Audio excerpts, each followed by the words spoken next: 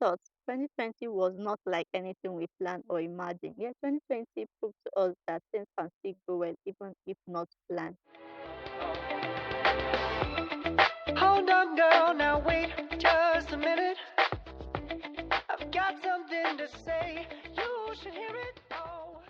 Hello, I'm Nefisa and welcome to Novellisteer podcast where I share the art of being novel and securing my life, where in business and growing in tech. For over 3 years, I had struggled alone with finding my path and securing that life I wanted for myself. Join me as I share my journey with you all by hitting that subscribe button.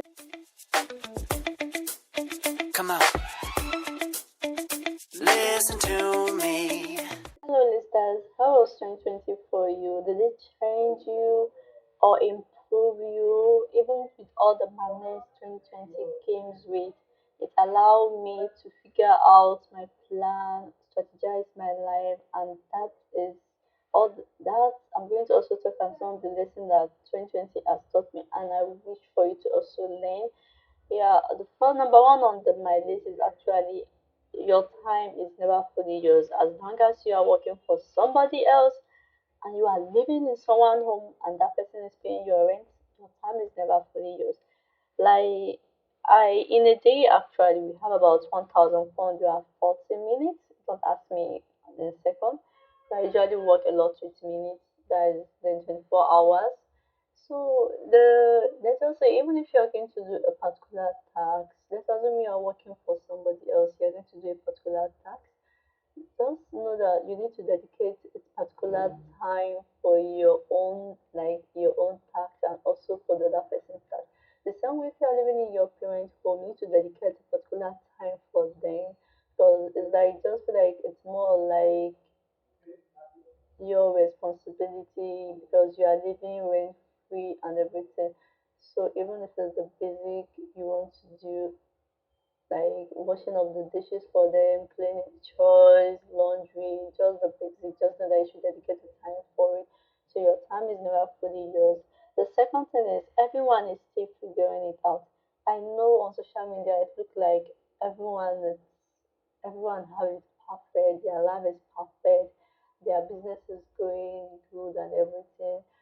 2020 actually took a break on Instagram just to figure out what I really want and what I really want to that platform and where I actually want my brand to go with. It made me realize that no one is going to tell you they don't have it figured out. But I want to tell you that even me personally, I don't have it figured out. Like I still have a lot of things to figure out. I still some mistake. I have a system mistake that I have done and I'm still trying to kind of like get it right. I try to be more authentic and I try to be more vulnerable even while keeping my privacy. And the third thing is that creating and executing ideas is not a bad thing. I have never hold the kind of like I've never worked for someone that actually paying me, mainly because I struggle with Meaning because I struggle with the labeling, the job title that is going. I find out that I find it difficult to or hard to relate to the job title that they have. So let's say I find it more easy to relate to the responsibility of that job title. So whenever I'm applying for a job, I don't look at the job title, I just look at the responsibility. And most of my kind of like one of two things I'm most passionate about is creating things and executing things. Living in Nigeria, they make it so simple that it's a crime for you not to work for someone else or not having a 9 to 5 job or something. It's a crime that you have a job that doesn't have a label and everything. So 2020 taught me that it's okay for me to create things that I really like, even though there must be kind of like be a constraint around it. The fourth thing is that your trauma from your childhood is very, very real. Let's see, as a child, we experience things that traumatize us even up till now and everything. One of the things that as a child I was traumatized about was comparison. My parents compare a lot and I felt so guilty, like telling people how my comparison started or like the foundation or the blueprint of my trauma and everything. And we want to tell you that it's not your fault. In short, it's not even your fault. Like having that being compared at such a young age by people that are meant to protect you is never your fault. The fifth thing is that it's okay not to be less active, not to be active. What I'm trying to say is that I'm someone who I can't sit in one place unless I'm sleeping. Like I need to be active, even if it's to be breaking a pen, even if it's to be writing or doing all those things. It's not does not mean that you are being busy or does not mean you are being working. It's just the way my brain works. It's just the way your brain works. You are have to be constantly moving, constantly being on your feet. That is quite okay. Even yeah, even I do recommend self care. Even self care is a form of activeness. Like just for example now, I'm currently sitting here and I'm actually talking to you guys. It's a form of activeness. I may be lying down on the bed, doing meditation. I just need to write. I need to read a book. I need to touch something. I can't just stay dormant, if you guys understand. So it's not a crime to be more active. And that's the sixth thing on my list is that see my country education system is not worth your life. Nigeria education system is not worth your life. Like the instance whereby I went to school, let us say the school I'm going to, lecturers have it in their own mind that they will make life so difficult for students. I feel like we should be more grateful to them that they are teaching us and everything. They make everything so difficult that even though you are paying the school fees, like you have no right to complain that the let's say the lecture is tough or the lecturer you don't understand. So I'm gonna tell you that it's not worth it. Let me say, if it's not working for you, look for another alternative. Like for me now, I've been finding it hard to actually cope in this education system that I am. But they also need to look at another factor was that I wasn't the one that actually paid my school fees. And I have actually talked to my mom about it, but let's just say it was more of a negative response. And I've been like talking about it in passing to my dad also, just for him to know that I can just stand up one day and say, I'm no more going to school again. So if you see that your academic performance is performing low and is affecting your life, then it's high time you look for an alternative. It's not worth you taking. It's not worth your life. Like especially in Nigeria, like the education system is not worth your life. Even the government are not even concerned about it. So I feel like even at the end of the day, when you finish school, you're not even sure of the job, and you have even going to school does not determine that you're successful. So look for your definition of success. Then the seventh thing is that having having fun for a short time is valid. So what I actually mean by this is that I'm someone who is bored by nature. Let us say I am more excited by the fun events and everything. So like I can't just have fun for more than for a long time. I need to kind of like cut it short. So for instance, let's assume now I can dance, but I can't dance for a long period of time. So it's actually valid and everything. So you should like having fun for a short time is quite okay. The eighth thing on my list is that balancing is the myth. Yes, I've said it. See, balancing life and business, you need to decide that which one is your priority. You can't give it 50-50 attention on each. Like you need to realize that it's either your life takes 60% and your business takes 40%. So there is no like 50% on life and 50% on business. The same with other categories of life. For example, entertainment. You either watch a movie or you listen to a song. You either listen to a song or you dance. So yeah, I just said it. I can't believe I just said it.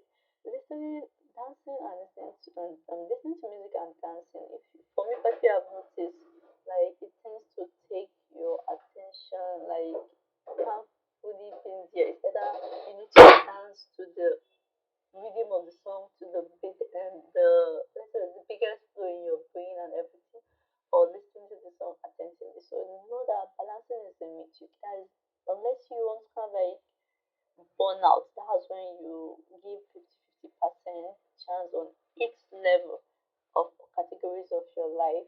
The ninth thing is that all dream and ambition are valid. regardless of whatever gender you are, your dream and your ambition is valid. Recently, something happened last year. My dad was telling me that I was being too ambitious, and my ambition is too big as a human being, that I need to tone it down a bit. Let's just say he was talking about my ambition is too big as a woman, that I need to tone it down. I I questioned when he said that. I went in. I could not even talk. I could not tear up. But instead, I said I was questioning myself if I was being too ambitious. I checked on my idea dashboard on Notion to see where if my ambition is too right, or maybe I should just cancel all my plan, all my dream, and just go and get married and allow a man to take care of me. But then the idea of like depending on someone, the person will have to be controlling my life. It's something that still give me no, that still just to say it's something that it traumatized me up till now. Because it is one of the things I was scared of growing up is having telling someone should have a control over my life just because the person is funding my life or something like that. So yeah, the tenth thing is that accepting that you should accept let's just say accepting yourself from some certain social standard is damn well okay and acceptable. Like a lot of time society tell us to be this, society tell us to be that, and you don't feel like then you decide to be at it. But because you've already stepped into it, then you can't get out. I'm telling you that it's actually okay for you to get out. It's actually okay for you not to even adhere to the society standard. It's okay for you not to do a lot of things because that's not the person you are. At the end of the day, by the time you venture into those particular standards society set aside, you will lose yourself along the way.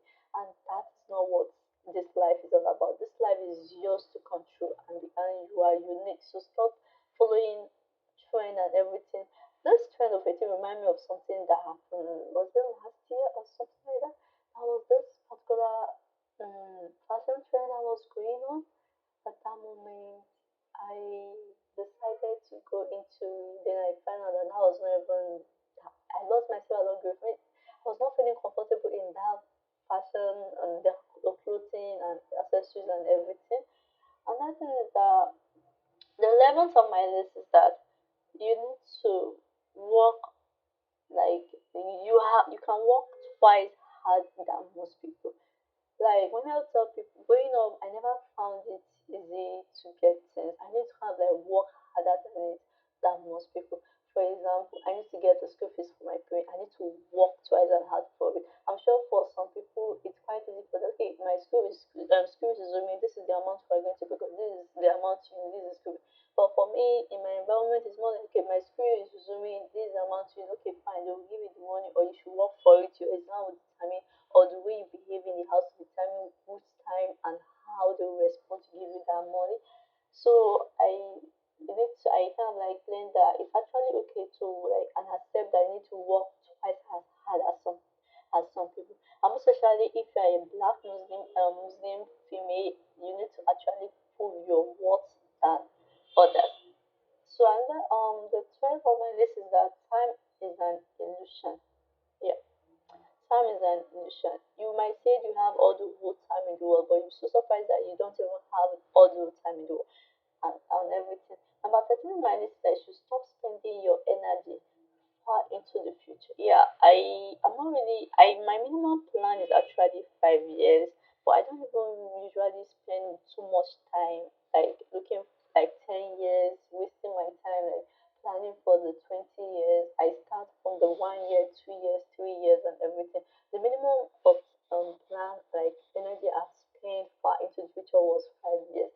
I don't even I know how I want to look like, how I vision my life in the next 10 years, but that doesn't mean I give it my all. Because the most important thing is for you to pour your energy into the present, pour your energy into a yearly vision. So just make sure you plan into the nearest future, not the farthest future. Another thing, the 14 is that you should not belonging in a community is not a crime. Yes. 2019 was an era whereby most Nigerian community that cater to Nigerians and or sometimes to the Muslim were coming up. I kept jumping. I entered to I don't say I did not belong. I felt that maybe I was I was to blame. I then took a break once 2020 from Instagram and everything. Unfollowed all the community that I knew, and I found out that maybe I don't really have the community. What I really envisioned for myself in that particular community was not what they were giving me. I've had a lot of time where they say, find your tribe, find your tribe, find your tribe. But you might realize that not all tribe are yours. And when you don't, when you have not seen a tribe that is uniquely to you, that is relatable to you fully, or that speaks to you fully, then it's okay to form your own, or it's okay to take a step back and ignore all community. Being in community is actually quite good. But what happens when there is no community that relates or like communicate fully to you? Yes, that's not to say that there is no community available for me. There is, but they don't relate fully to me personally. Maybe they just relate to some certain aspect of my life, and I don't want that. So that's why I actually took a break 2020 and uninstall, delete, so unsubscribe myself from most of the communities that are online at the moment. So yeah, the 15th lesson is that you should not be afraid to close doors to opportunity. I actually was interested in cybersecurity field. I even decided to go to school for it. I enrolled for online courses. I applied for this and I got a particular internship, an online internship. But for whatever reason, after giving it my all, not the best I could, spending 3 months on it, I could not, I did not go far because for whatever reason, I think I lost interest in that industry. So what I did was that then during the embark period, I let us say subscribe myself on the platform and just close the door. You need to realize that closing that door might open up a door for another opportunity. It might be quite difficult for you to actually close that particular door. That fear is there, but if something an opportunity is no longer working for you, you should try as much as possible to close that door. The 16th on my list is that complicated fashion style might not be for you, and you should accept that. Yeah. Fashion, I love fashion. I love seeing it on people. I love telling people how to dress and everything, but telling like that, let's say that style that I love seeing people is not for me. I'm someone who is more comfortable. I'm someone who my style is just a palazzo, a top, and a blazer. I don't even like too tight clothes, not because of my religion, but because of my skin is quite sensitive and my skin gets irritated. So there was a particular time I bought about 3 gowns, mainly because I've been seeing it on a lot of people have like a sleeveless gown and just it's yeah, it's more of a handless gown. So you just need to complement them like a long body or got like a top into it. At the end of the day, I have to give it that gown out because it just wasn't for me because I was feeling like everybody was wearing and maybe I was being complicated too much. I complained too much that I should give it a go. I realized I'm just a simple person. Like even though I haven't found my fashion sense, I do know what I love and I do know what I hate. Another thing is that I don't like flower. I don't like a flower dress. I think that was the last time when this flower print was so common and everything. I realized that I'm kind of like a one color person. Like I love seeing one color on a top, one color on a trouser. It's okay for me to pair them. I hate seeing more than two color on a particular fabrics of cloth, and that's particularly okay. The 17th lesson that I learned is that you should not be afraid to experiment. For example, this podcast, starting podcast was something I decided to give a go last year. And at the end of the year, in Ember period, when I was doing a review, I decided I really like podcasting, even though there was something that there are a lot of things I still need to learn, and there are still few things I have gained.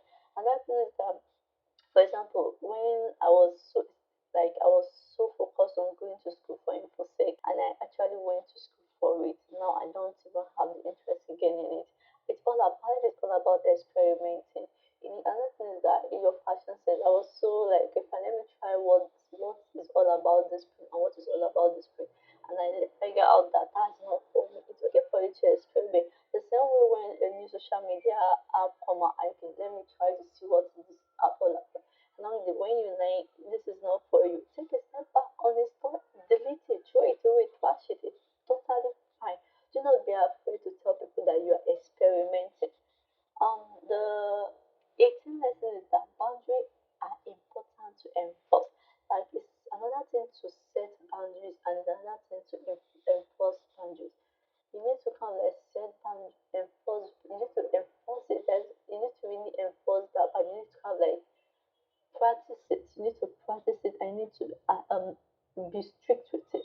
When you tell someone not to call you by this particular time, the person call you, don't pick the call. So ignore that. Don't when you check your official email before 5 and someone sends you an email, don't check it because once you start breaking the rules, that you will continue breaking more and more. The 19th thing is that you can change your mind as long as you want and as many times. Okay, you want to barb your hair today, the next day you don't want to barb it. It's totally fine for you to change your mind. Like there is no crime for you. Like stick to one thing at a time. Sticking to one thing at a time will make life more boring for you. The 20th of my list is that you should stop judging yourself. You are human. You try an experiment and it did not work out. Stop blaming yourself for it not working out. You are all human. Stop judging yourself for not being the next successful person in the house. Stop blaming yourself for not being the most sexiest person in the house. Stop blaming yourself for not being the most tallest person. Stop blaming yourself for all the good things. Because you need to realize that the more success you have, there is definitely someone out there that is more successful than you. So I hope that one or two of the lessons here empowered and guide you to making this year 2021 an actionable year. And that's all I have to say for this week. Hi, Liz. Thank you so much for listening to the Novellisteer podcast. If you like the podcast, be sure to subscribe and leave a review on Apple Podcasts. It helps other novels just like you find the podcast. And if you can, follow me on Instagram at Novellisteer and sign up for my newsletter. Link in the description box. Always take action.